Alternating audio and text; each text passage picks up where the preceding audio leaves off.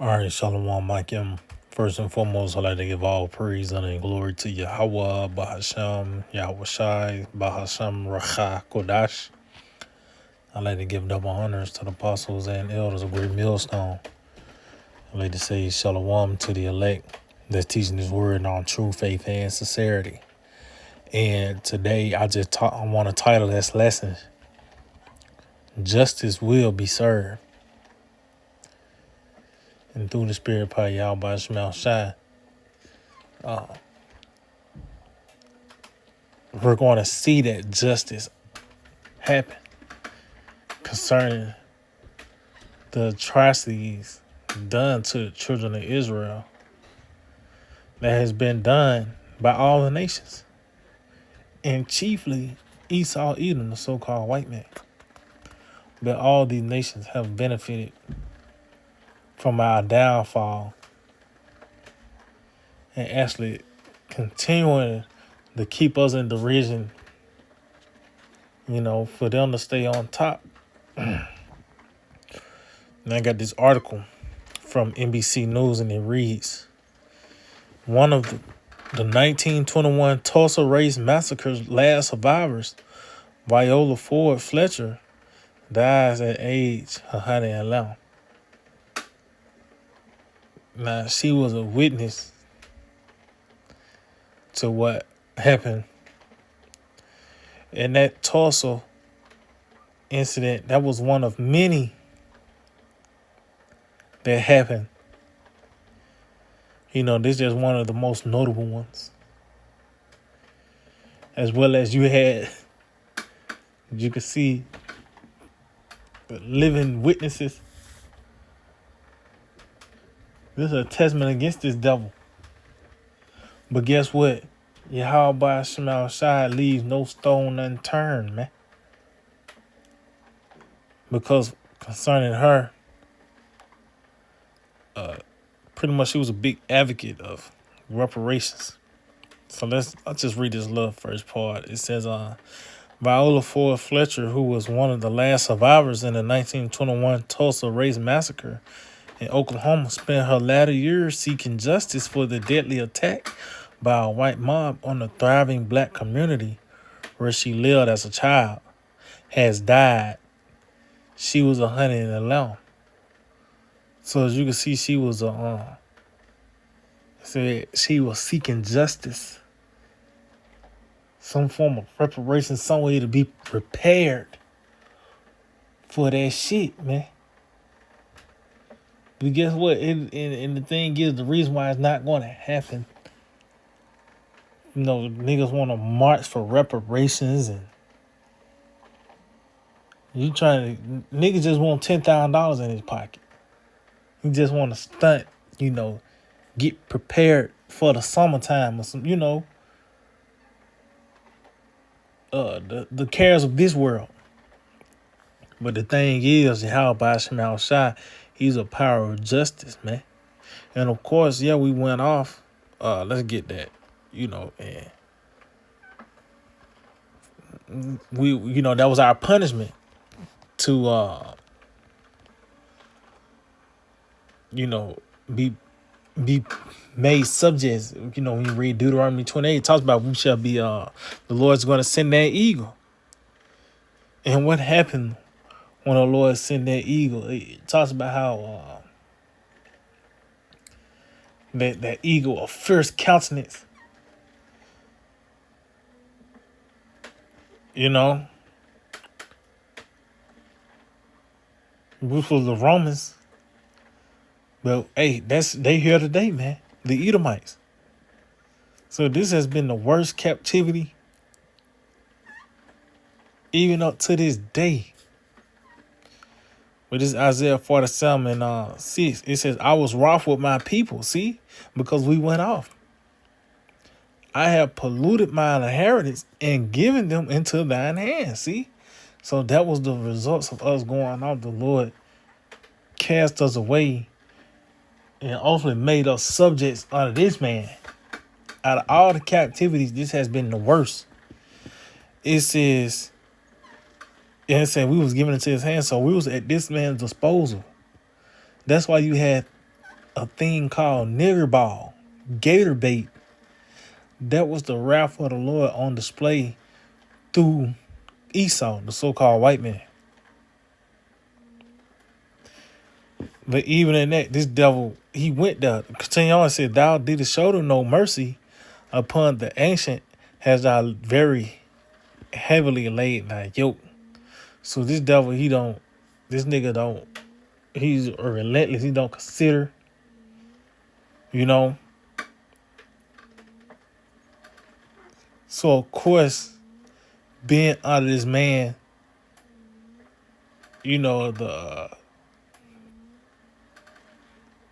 automatically, just naturally, organically, you're gonna cry out for justice, man.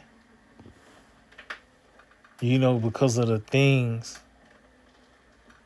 that we have been going through, and just going back to the point, being under Esau, this is our arch enemy.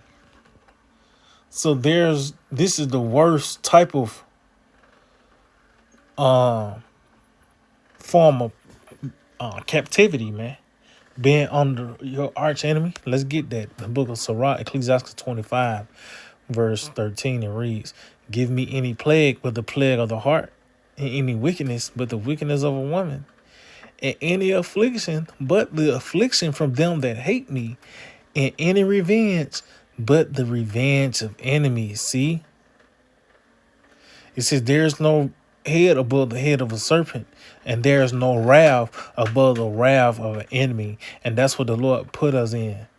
He put us in that predicament to where our arch enemy, your rival, with college football, you got the rivalry week. Your rival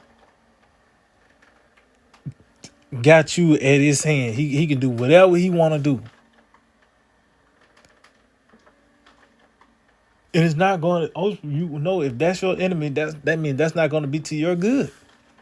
So this is why we in this position we in now, man. And just going back, this man, he went there.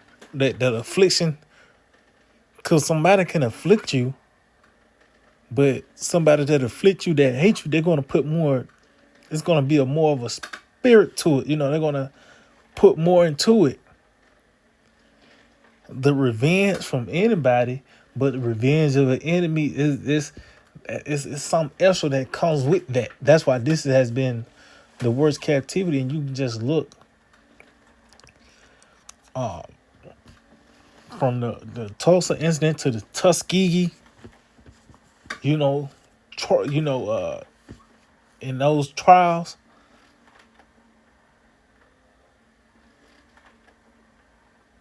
This is the devil, man. And it's even things that's not even out, or been outed yet. And that was another reason why he's going to receive that double, man. But at the end of the day, this lady, pretty much, like I said, in her latter years of fighting for justice, man, justice will come. That's the thing. Justice actually is happening now. It's unfolding now. The Lord is, punishing this man now, man.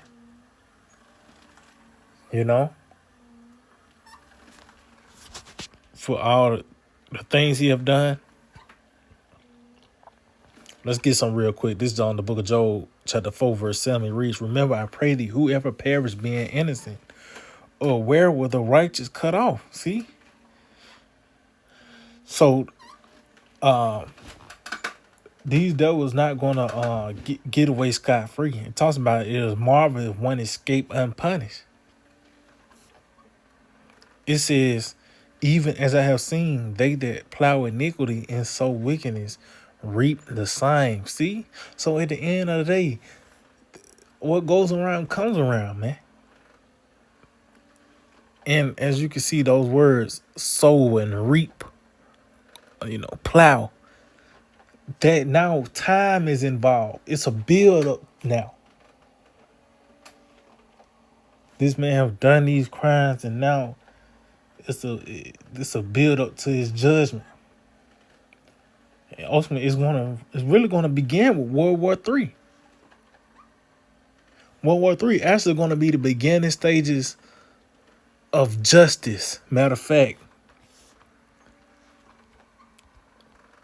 which is really beginning out of Lord just giving us this understanding and us able to proclaim it. But once it actually gonna, when the Lord returns, bring forth that destruction, man. Matter of fact, man, the whole chapter bad, but I started on Psalms 58 verse 6. It reads, "Break their teeth, O Most High, in their mouth. Break out the great teeth of the young lions, O Lord." And who is that concerning? Esau. And their teeth goes into really their military. Their military might. And when you go into that Oklahoma, that Tulsa incident, this devil's son, his military, man, and bombed that city. And as I mentioned earlier in the spirit, that was one of many cases. That's just one of the most notable ones. But there's plenty of cases where this devil have destroyed cities or pretty much sunken. It's a fucking lake now. But 80 years ago, it was a fucking thriving community. But that was like some hating shit. He was hating, But the Lord breaking their teeth, this man and his military might. Hey, that's what's going to go. Because this is his blessing, So that's why when the smoke clear and dust settle, this man is going to be as nothing. He's not going to have nothing to stand on. It says, "Let them melt away as waters, which run continually. When he bendeth his bow to shoot his arrows, let them be as cut in pieces." And that's concerning those missiles being shot over here. Those arrows shooting is going to cause the melting as waters. That's the lake of fire. When America is consumed, by the way of fire from World War III. See, this is what the Lord have in store for America. The Lord ain't finna just put the spirit on these devils. Everybody get $2,500 to start off with till we get something else. No, the Lord's going to destroy this place, man. This is the justice. This is the this is going to be that reward. This is how we're going to be consoled and repaired by having by seeing this place destroyed, and those who afflicted us, we're going to be able to afflict them, man. But as you can see, it said, "Let them be as cut in pieces," because ultimately, this is what's going to cut him off. World War III is going to cut this man off. After this event, you ain't going to have to remember your last four of your social. Or do you got your driver license on you? This whole system, everything about it, this man, his power and influence will be gone out the earth. It says, "As a snare which melteth, let every one of them pass away, like the untimely birth of a woman, that they may not see the sun. Before your pots can feel the thorns, he shall take them away as with the whirlwind, both living and in his wrath." See, the whirlwind going to the destruction. It said, "The righteous shall rejoice when he seeth the vengeance." See? Oh, it talks about that in oh man, what's that? Revelation 18. "Rejoice, ye holy apostles and prophets, when you see the destruction," man.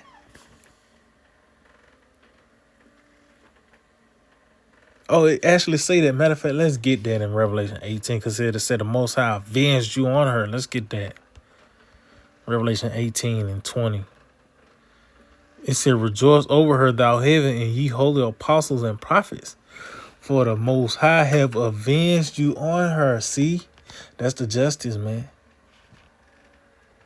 And us able to see it, that's part of the reward as well. Lot, he wasn't able to see the destruction. So that show you this is gonna be part of the reward as well. Let's see. He said, "The righteous shall rejoice when he seeth the vengeance. He shall wash his feet in the blood of the wicked, so that a man shall say, Verily, there is a reward for the righteous. Verily, he is a power that judgeth in the earth." See, Yahweh Shema Shai is a power that judge in the earth. He is a power of justice. Talks about justice and judgment is the habitation of thy throne.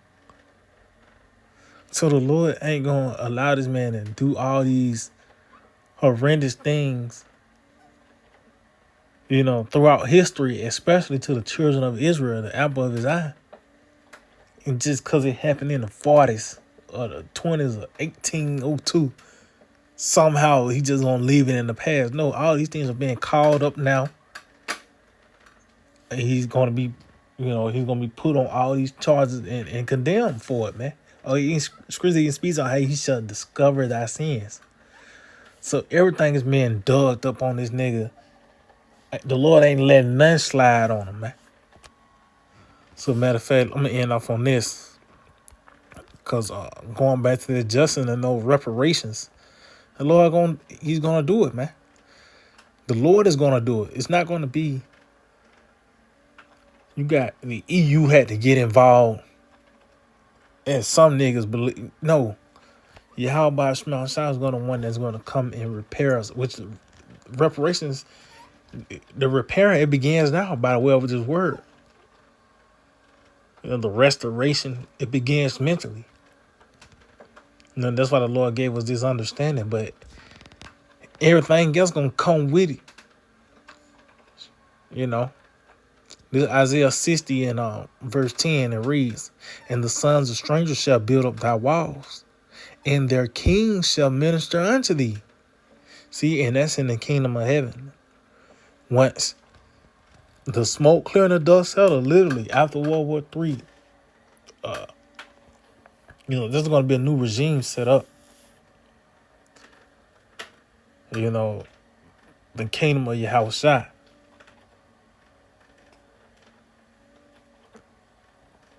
And it talks about how, us being joint heirs, Lord, we're part of that number, having those nations as subjects.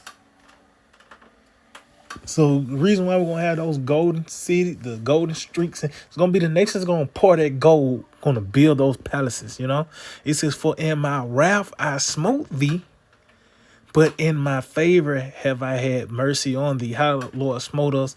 By sending us into captivity. So how that mercy is going to be shown? By bringing us out of captivity and having those that was we were subject under, they're going to be subject unto us, man. So that's that justice, and justice will we serve. We seeing it playing out, man. And the Lord is as we read in Psalms 58, he's a power that judge in the earth. So yeah, I just so that we're edifying, I like to give all praise, honor, and glory to Yahweh, Ba'asham, Yahushai, Ba'asham, Racha, Kudash. Double honors to the apostles and elders of Great Millstone. Shalom to the elect, the teaching word in our true faith and sincerity. Shalom.